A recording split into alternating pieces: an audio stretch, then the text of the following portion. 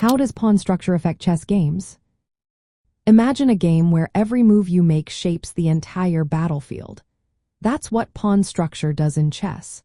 It's like laying out the roads and fences that define how your army can move and attack.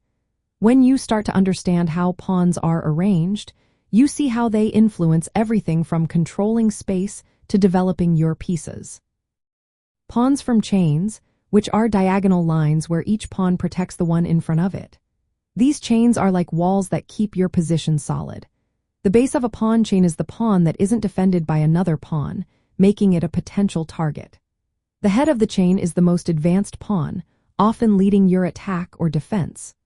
Strong pawn chains give you a sturdy shield and help control key squares in the center and on the sides. They also support your pieces in their development and limit your opponent's options. Pawns are grouped into what are called pawn islands. These are groups of pawns separated by files with no pawns. Fewer pawn islands usually mean a more solid structure with fewer weak points.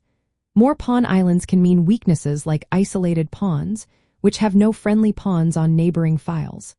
These isolated pawns are harder to defend and often become targets for your opponent's pieces. Backward pawns are another weakness. They lag behind other pawns on the same file and can't be safely pushed forward.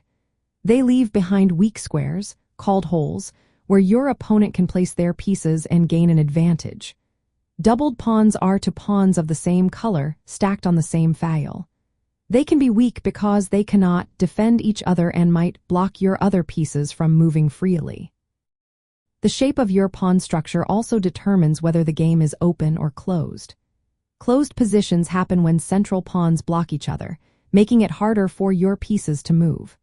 These games often requiring careful maneuvering and strategic planning. Open positions, on the other hand, happen when pawns are exchanged or pushed aside, creating open lines for your bishops, rooks, and queens to become active. When it comes to developing your pieces, pawn structure plays a big role. A good pawn chain can protect your knights and bishops, giving them safe squares to develop into.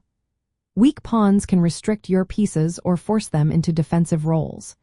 If you attack your opponent's pawn chain at its base, you can weaken their entire position. Controlling weak squares created by pawn weaknesses can give you a strong foothold in the game. Early pawn moves set the stage for everything that follows. Moving pawns wisely helps you build a healthy structure that supports your pieces and your long-term plans. Poor pawn moves, however, can create weaknesses that your opponent can exploit later. In the end, pawn structure influences how much space you control, how your pieces develop, and what plans you can make. It's a core idea that links directly to your overall strategy and how you execute your game plan. Understanding this helps you see the bigger picture and make better decisions on every move.